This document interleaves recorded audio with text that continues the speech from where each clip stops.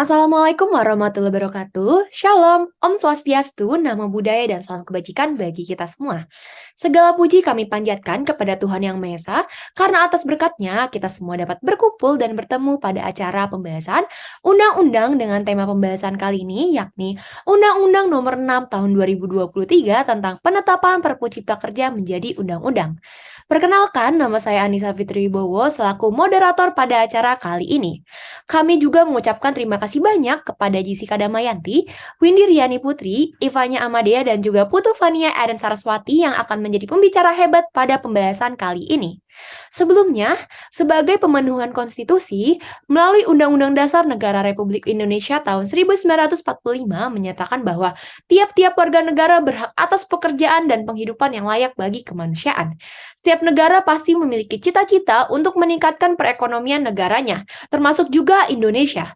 Berbagai cara dilakukan oleh pemerintah untuk memenuhi cita-cita ekonomi tersebut.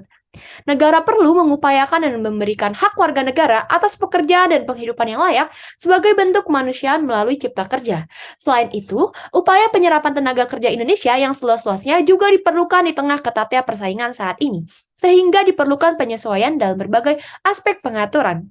Dengan didesak adanya berbagai urgensi, pemerintah pusat akhirnya mengeluarkan peraturan pemerintah pengganti Undang-Undang Nomor 2 Tahun 2022 tentang Cipta Kerja yang akhirnya disahkan menjadi Undang-Undang Nomor 6 Tahun 2023 tentang penetapan Perpu Cipta Kerja menjadi Undang-Undang pada 31 Maret 2023. Akan tetapi dengan dikeluarkannya Undang-Undang Cipta Kerja ini menimbulkan pergolakan dari masyarakat karena terdapat beberapa perubahan yang dinilai merugikan masyarakat. Hari ini kita akan membahas beberapa poin pemantik diskusi terkait Undang-Undang Nomor 6 Tahun 2023 tentang penetapan Perpu Cipta Kerja menjadi undang-undang. Kepada teman-teman operator, boleh dibantu untuk share screen agar memudahkan membicara? Baik, pertanyaan pertama yang menjadi poin pemantik diskusi kali ini yakni apa permasalahan yang menjadi latar belakang pembentukan Perpu Cipta Kerja dan apakah terdapat konteks motif ataupun suasana politik tertentu yang mendorong pembentukan Perpu Cipta Kerja? Pertanyaan pertama akan dijawab oleh Putu Fania Eren Saraswati. Kepada pembicara Putu, waktu dan tempat kami persilahkan. Baik, terima kasih moderator atas pertanyaannya. Saya izin menjawab. Sebagai pemenuhan konstitusi melalui Undang-Undang Dasar Negara Republik Indonesia tahun 1945 menyatakan bahwa tiap-tiap warga negara berhak atas pekerjaan dan penghidupan yang layak bagi kemanusiaan. Tahun 2020, Indonesia sudah meresmikan Undang-Undang Nomor 11 Tahun 2020 tentang Cipta Kerja yang ditujukan untuk meningkatkan perekonomian di berbagai sektor dan pemerintah juga bertujuan untuk menyederhanakan undang-undang yang saling tumpang tindih. Melalui penjelasan atas peraturan pemerintah pengganti Undang-Undang Republik Indonesia Nomor 2 Tahun 2022 tentang Cipta Kerja, pemerintah melakukan upaya untuk memenuhi hak-hak warga negara dengan menciptakan dan memperluas lapangan kerja dalam rangka penurunan jumlah pengangguran dan menampung kerja baru, serta mendorong pengembangan koperasi dan usaha mikro, kecil, dan menengah yang dilakukan untuk meningkatkan perekonomian nasional demi meningkatkan kesejahteraan masyarakat. Melalui data yang disampaikan, melalui penjelasan atas pengganti Undang-Undang Nomor 2 Tahun 2022 tentang Cipta Kerja, bahwasanya Indonesia membutuhkan penciptaan kerja yang berkualitas karena yang pertama, jumlah angkatan kerja pada Februari tahun 2022 sebanyak 144,01 juta orang, naik 4,20 juta orang dibandingkan Februari 2021. Yang kedua, penduduk yang bekerja sebanyak 135,61 juta orang, di mana sebanyak 81,83 juta orang bekerja pada kegiatan informal. Yang ketiga, pandemi COVID-19 memberikan dampak kepada 11,53 juta orang penduduk usia kerja, yaitu pengangguran sebanyak 0,96 juta orang, bukan angkatan kerja sebanyak 0,55 juta orang, tidak bekerja sebanyak 0,50 juta orang, dan penduduk bekerja yang mengalami pengurangan jam kerja sebanyak 9,44 juta orang. Yang keempat, apakah materi muatan yang terkandung dalam undang-undang tersebut sesuai dengan materi muatan UU? Apakah ada permasalahan konstitusionalitas dari materi muatan tersebut?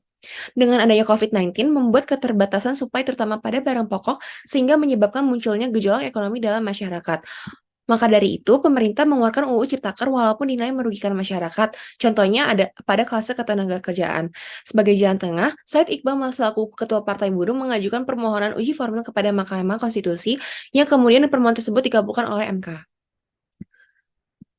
Melalui putusan nomor 91 garing PUU strip 18 tahun 2020 menetapkan beberapa amar putusan.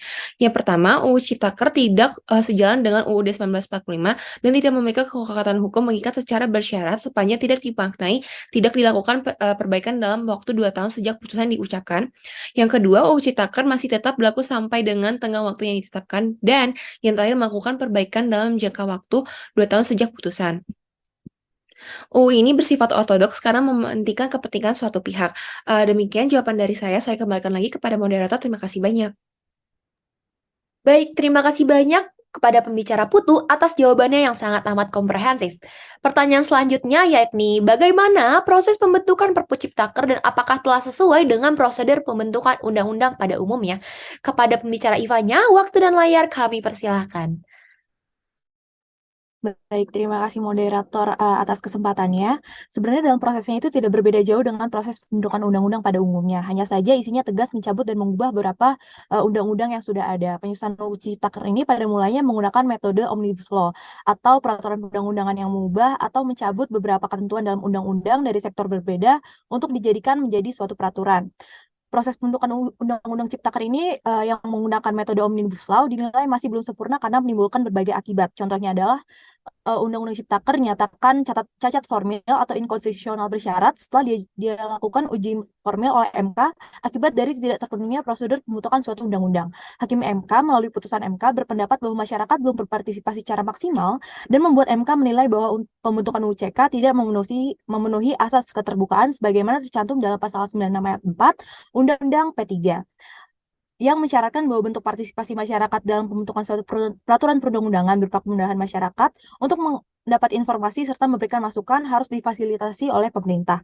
Setelah diajukan ke MK dan MK menyatakan masih ada cacat formil dalam Undang-Undang Ciptaker, membuat UCK menjadi inkonstitusional bersyarat, yaitu MK memberi kesempatan pada pembentuk undang-undang, yaitu pemerintah dan DPR, untuk memperbaiki undang-undang tersebut. Selain minimnya partisipasi publik, pengesahan terhadap UCK juga dilakukan dengan terjadinya banyak penolakan akibat keinginan publik belum tertampung dalam proses legislasi penyusunan UCK. Selain itu, jika mengacu pada Undang-Undang P3, baik perubahan maupun pencabutan harus disertai kata perubahan dan pencabutan. Judul tersebut tidak ada di dalam UCK sehingga dianggap tidak memenuhi standar baku yang membuat norma yang dibentuk tersebut seolah-olah menjadi undang-undang baru. Kemudian untuk memperbaiki UCK sesuai dengan tata cara pembentukan peraturan perundang-undangan yang baku dan tunduk pada asas yang berlaku, pada akhirnya diubah menjadi Perpu CK agar tetap bisa berjalan guna mengisi kekosongan hukum dan juga menunjang perekonomian. Akan tetapi Perpu CK merupakan bentuk penyimpangan dari putusan MK yang mengamanatkan bahwa suatu persoalan itu tidak boleh menjadi dasar untuk menerobos koridor pembentukan suatu undang-undang. Yang Perpu CK ini seolah-olah menjadi jalan pintas dengan mengatasnamakan waktu dalam merapikan hal substantif dalam UCK. Perpu sendiri ini merupakan hak prerogatif dari Presiden sebagaimana tertuang dalam pasal 22 Undang-Undang Dasar Republik Indonesia.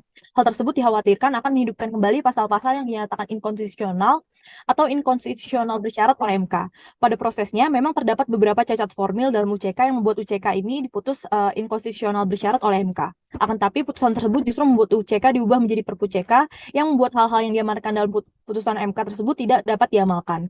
Karena hal-hal substantif yang ada dalam UCK kini berlaku dengan adanya Perpu CK tersebut. Oleh karenanya, pembentukan Perpu CK sebenarnya tidak sesuai dengan pembentukan peraturan perundang-undangan karena dari pembentukan undang-undangnya juga sudah bertentangan dengan ketentuan baku yang ada dan juga proses pembentukan peraturan perundang-undangan. Mungkin sekian dari jawaban dari saya, dikembalikan kepada moderator. Baik, terima kasih banyak kepada Ivanya atas jawabannya. Baik, pertanyaan selanjutnya yakni bagaimana implementasi asas-asas pembentukan peraturan perundang-undangan dalam proses pembentukan Perpu Cipta Kerja. Baik, pertanyaan ini akan dijawab oleh Jessica Damayanti. Kepada Jessica, waktu dan tempat kami persilahkan. Baik, terima kasih moderator atas waktunya. Jadi sebenarnya seperti yang kita tahu, kalau peraturan perundang-undangan dalam sistem hukum Indonesia itu disusun dalam suatu tingkatan yang disebut atau yang biasa kita kenal dengan hierarki peraturan perundang-undangan. Nah, susunan hierarkis ini akhirnya memberikan konsekuensi kepada peraturan perundang-undangan itu bahwa peraturan perundang-undangan yang lebih rendah tidak boleh bertentangan dengan peraturan perundang-undangan yang lebih tinggi. Hal ini selaras juga dengan asas hukum yang kita kenal sebagai asas hukum lex superior derogat lex inferiori. Nah, implementasi asas-asas pembentukan peraturan perundang-undangan dalam proses pembentukan Perpu Ciptaker itu sangat penting untuk memastikan bahwa peraturan tersebut dibuat dengan prinsip-prinsip hukum yang tepat dan demokratis. Nah, dalam konteks Perpu Ciptaker, asas-asas ini juga harus diterapkan secara cermat untuk memastikan keberhasilan dan keadilan dari peraturan tersebut. Nah, untuk asas yang pertama itu ada asas kepastian hukum. Asas kepastian hukum merupakan tujuan dan isi dari peraturan tersebut tuh haruslah jelas dan mudah dipahami oleh rakyat. Jadi, kejelasan dan kepastian hukum ini akan memberikan kepercayaan kepada masyarakat dan pelaku usaha untuk melaksanakan kegiatan ekonomi dengan baik. Lalu ada asas proporsionalitas, artinya peraturan yang diciptakan harus seimbang dan proporsional dengan tujuan yang ingin dicapai. Perpu Ciptaker haruslah mempertimbangkan kepentingan-kepentingan banyak pihak seperti masyarakat, pelaku usaha, dan pemangku kepentingan lainnya. Lalu ada asas legalitas, di mana asas ini mengharuskan adanya panduan dalam pembentukan Ciptaker. Jadi pemerintah harus memastikan bahwa pembentukan Perpu Ciptaker didasarkan pada landasan hukum yang jelas dan tidak bertentangan dengan peraturan perundang-undangan yang lebih tinggi seperti Undang-Undang 1945. Lalu asas yang selanjutnya ada asas keterbukaan, yaitu pemerintah harus memberikan kesempatan kepada rakyat untuk memberikan masukan dan pendapat terkait dengan isi dan dampak dari peraturan tersebut. Dalam hal ini, publikasi draft Perpu Ciptaker juga merupakan hal yang sangat penting agar masyarakat dapat menilai Perpu tersebut. Dan asas yang terakhir ada asas demokrasi, di mana partisipasi dari lembaga pemerintah itu sendiri juga termasuk penting. Karena dalam pembentukannya, pemerintah bisa menelaah masukan-masukan dari lembaga-lembaga negara seperti DPR dan hal ini merupakan proses yang penting seperti itu. Dikembalikan lagi kepada Anissa. Terima kasih. Baik, terima kasih banyak kepada Jessica atas jawabannya atas pertanyaan kami yang ketiga. Selanjutnya yakni pertanyaan terakhir, yaitu adalah apakah materi muatan yang terkandung dalam undang-undang tersebut sudah sesuai dengan materi muatan undang-undang dan apakah ada permasalahan konstitusionalitas dari materi muatan tersebut? Pertanyaan terakhir akan dijawab oleh kepada pembicara Windy Riani Putri. Kepada Windy, waktu dan layar kami persilahkan. Baik, terima kasih kepada moderator atas pertanyaan dan kesempatannya. Seperti yang kita ketahui pada 2021 lalu, MK melalui putusannya menyatakan bahwa UU CK sebagai inkonstitusional bersyarat karena terdapat cacat formil dalam proses pembentukannya. Terdapat juga permasalahan dalam materi muatan UU CK sehingga diperlukanlah kehadiran Perpu Cipta Kerja yang dimaksudkan untuk memperbaiki UU CK tersebut. Pada dasarnya, materi muatan Perpu CK mencakup sejumlah perubahan kebijakan dalam rangka mendorong pertumbuhan ekonomi, meningkatkan iklim investasi, dan mereformasi ketenagakerjaan di Indonesia. Namun, ada permasalahan yang muncul terkait dengan konstitusionalitas beberapa materi muatan dalam UCK maupun Perpu CK. Pertama, terdapat beberapa pasal dalam UCK yang dianggap dapat melemahkan hak-hak pekerja, seperti kemungkinan PHK yang lebih mudah, penyesuaian upah minimum, dan fleksibilitas jam kerja yang lebih besar. Beberapa ketentuan ini dianggap dapat mengorbankan kepentingan pekerja dan melanggar prinsip-prinsip perlindungan hak pekerja. Selain itu, terdapat pula permasalahan terkait dengan upaya penyederhanaan birokrasi dan perizinan. Meskipun bertujuan untuk mempercepat proses perizinan dan mengurangi beban administratif bagi pelaku usaha, beberapa pihak menganggap bahwa penyederhanaan tersebut dapat mengorbankan aspek lingkungan dan sosial, seperti pengabaian terhadap pertimbangan keberlanjutan lingkungan dan hak-hak masyarakat yang terdampak. Lalu muncul juga permasalahan dari aspek perlindungan hak kekayaan intelektual, khususnya ketentuan terkait paten dan merek dagang yang dianggap dapat membatasi akses terhadap teknologi dan inovasi bagi pelaku usaha kecil dan menengah. Melihat permasalahan tersebut, penting bagi pemerintah dan pemangku kepentingan untuk memastikan bahwa materi muatan dalam UU CK maupun Perpu CK tidak bertentangan dengan prinsip-prinsip konstitusional dan tidak merugikan hak-hak yang dijamin dalam konstitusi. Dalam hal ini diperlukan upaya untuk melakukan evaluasi dan penyesuaian terhadap materi muatan UU Ciptaker, seperti melalui dialog dan konsultasi dengan berbagai pihak terkait, termasuk serikat pekerja, ahli hukum, akademisi, dan masyarakat sipil. Pemerintah juga dapat melibatkan MK dalam proses penilaian terhadap konstitusionalitas UU CK untuk memastikan bahwa semua ketentuan yang ada sesuai dengan prinsip-prinsip konstitusional. Operator boleh di next slide. Oke, secara khusus terdapat beberapa pasal dalam Perpu CK yang dianggap masih bermasalah dan merugikan hak-hak para buruh. Antara lain, pasal 64 terkait tenaga ahli daya atau outsourcing. Penegasan ketentuan ini dinilai akan menyebabkan pasar tenaga kerja semakin fleksibel. Serikat buruh mengkhawatirkan penggunaan tenaga ahli daya akan diperbolehkan dalam segala jenis pekerjaan lantaran batasannya baru akan ditetapkan melalui peraturan pemerintah. Kemudian pada pasal 79 dan pasal 84 terkait cuti panjang tidak lagi wajib. Pemberian cuti panjang tidak lagi menjadi kewajiban perusahaan melainkan opsional. Dalam hal ini, cuti dan waktu istirahat yang wajib diberikan pengusaha hanyalah cuti tahunan, istirahat antar jam kerja, dan libur mingguan. Sedangkan istirahat panjang menjadi pilihan perusahaan. Selanjutnya, terdapat juga permasalahan dalam munculnya klausul indeks tertentu pada pasal 88D ayat 2 Perpu CK yang juga dinilai semakin memuluskan upah murah. Ada pula pasal baru, yakni pasal 88F, yang memungkinkan pemerintah menetapkan formula upah minimum yang berbeda dari yang sudah diatur dalam UU CK sebelumnya ataupun Perpu CK dalam keadaan tertentu.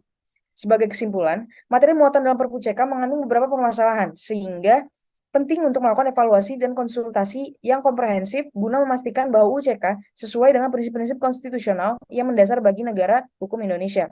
Mungkin sekian dari penjelasan saya kembalikan lagi kepada moderator. Terima kasih.